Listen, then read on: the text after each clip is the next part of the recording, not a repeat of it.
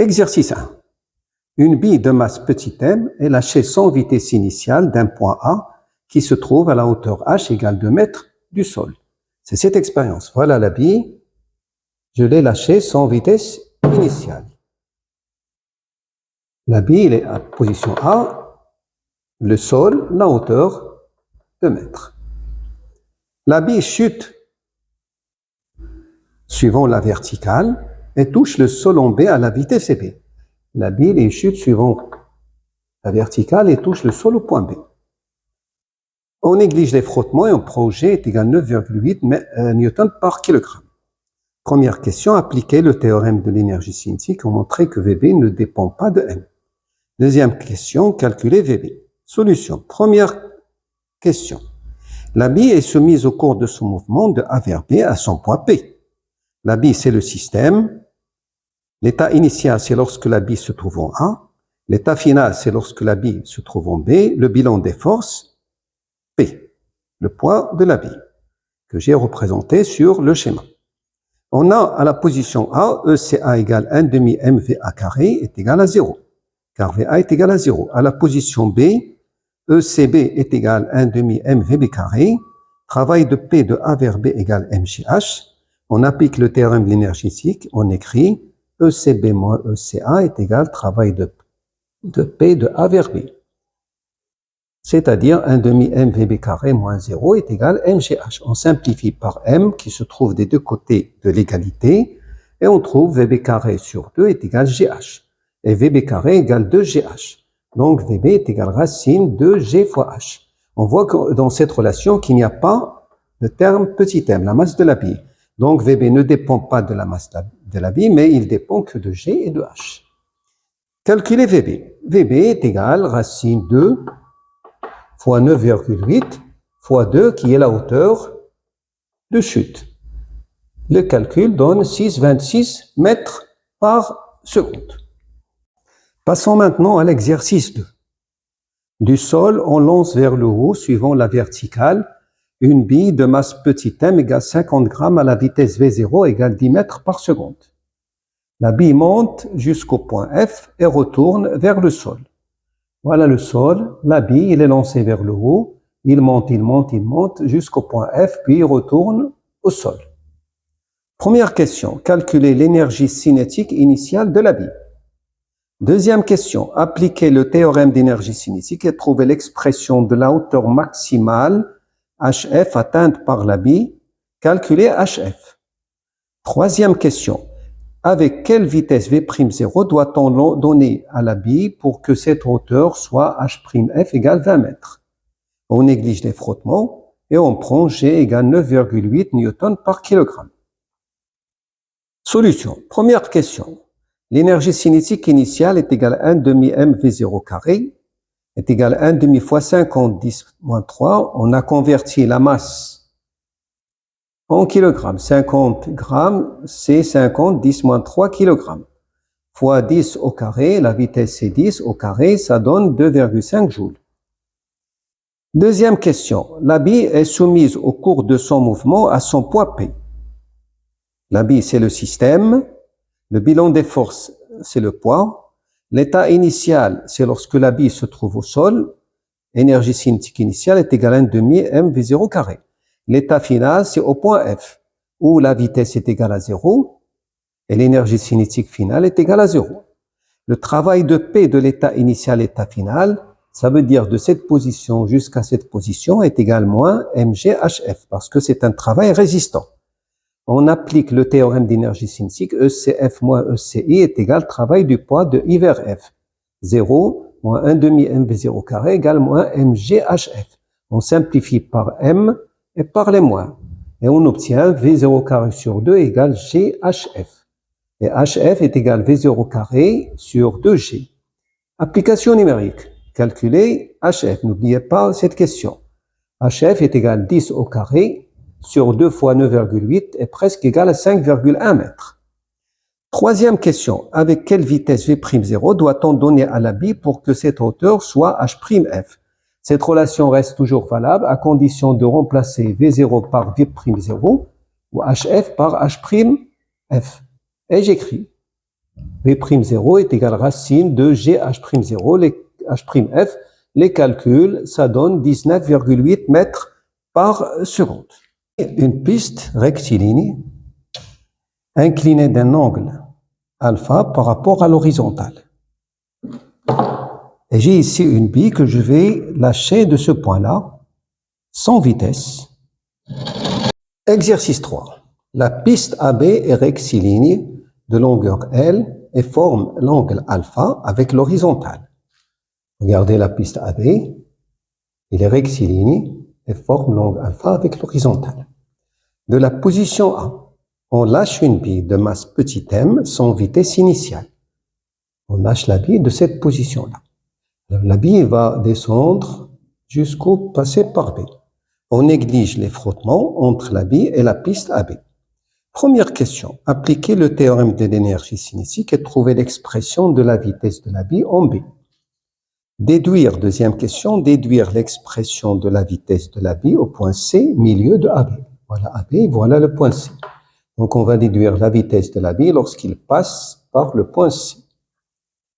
Troisième question, montrer que VB égale racine de 2 fois VC. Solution. La bille est soumise entre A et B à deux forces. La bille, c'est le système.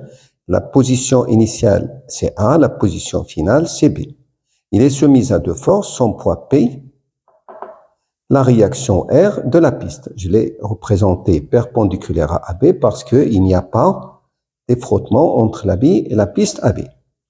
On applique le théorème de l'énergie cinétique, on écrit ECB moins ECA est égal travail de P de A vers B plus travail de R de A vers B. Or, ECB, c'est 1/2 mVb carré. ECA égale à 0 parce que la bille, il est lâché sans vitesse initiale.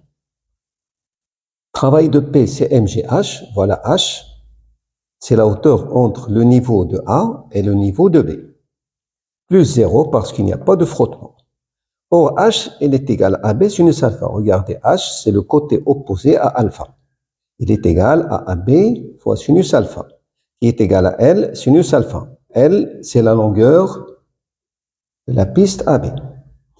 Donc, 1/2 mVb carré est égal à mgl sinus alpha. On simplifie par m et on trouve Vb carré sur 2 est égal à gl sinus alpha. Et Vb carré est égal à 2gl sinus alpha. Donc, Vb est égal à racine de gl sinus alpha. Maintenant, deuxième question, déduire l'expression de la vitesse de la bille au point C.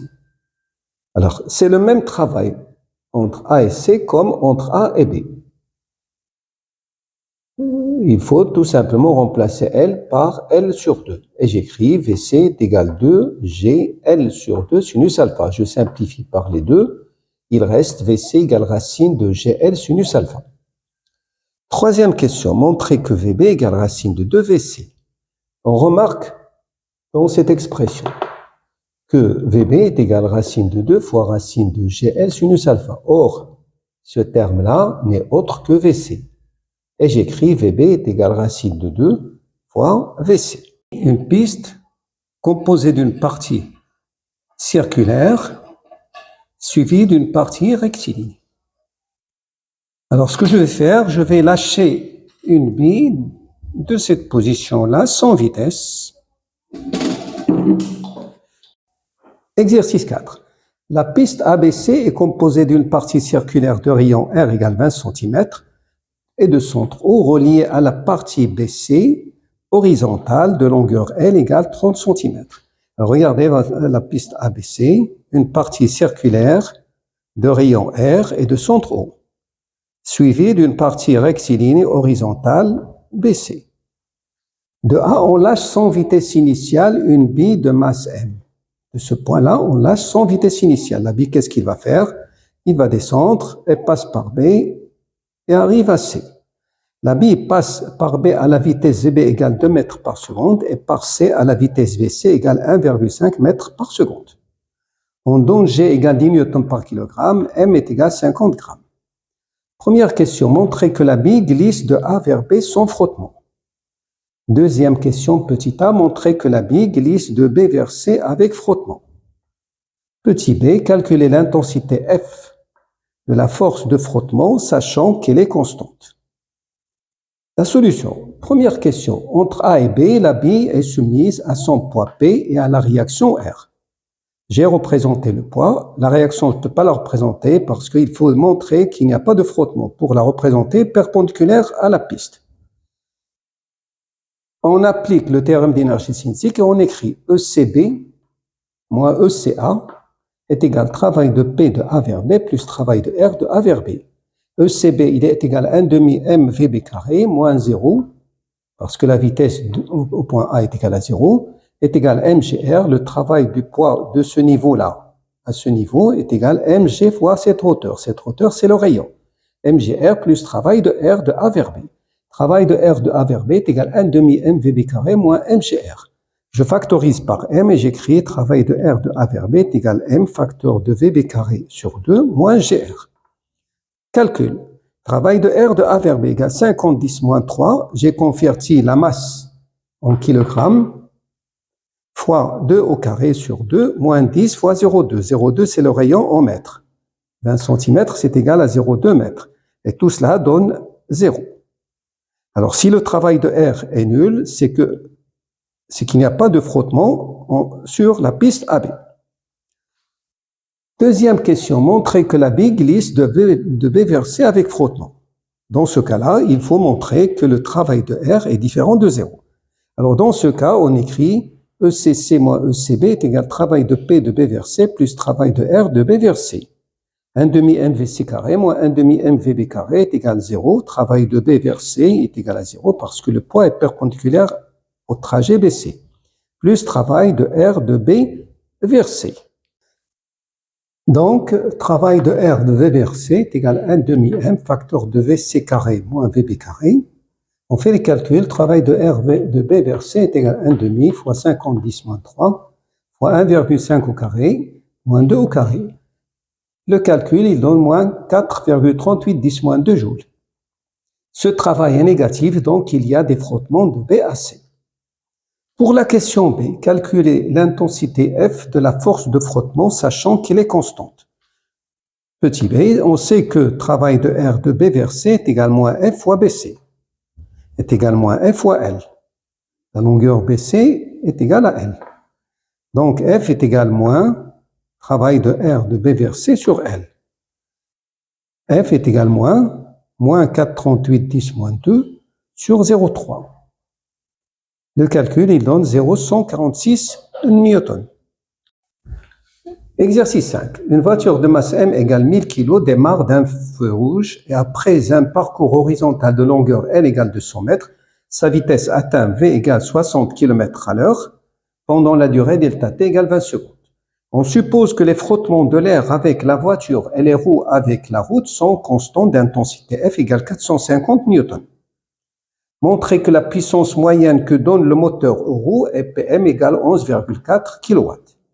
Solution. On représente les forces qui s'appliquent sur la voiture à partir du centre de gravité G de la voiture. Alors la voiture est soumise à son poids, à la réaction normale, la force de frottement et la force motrice Fm.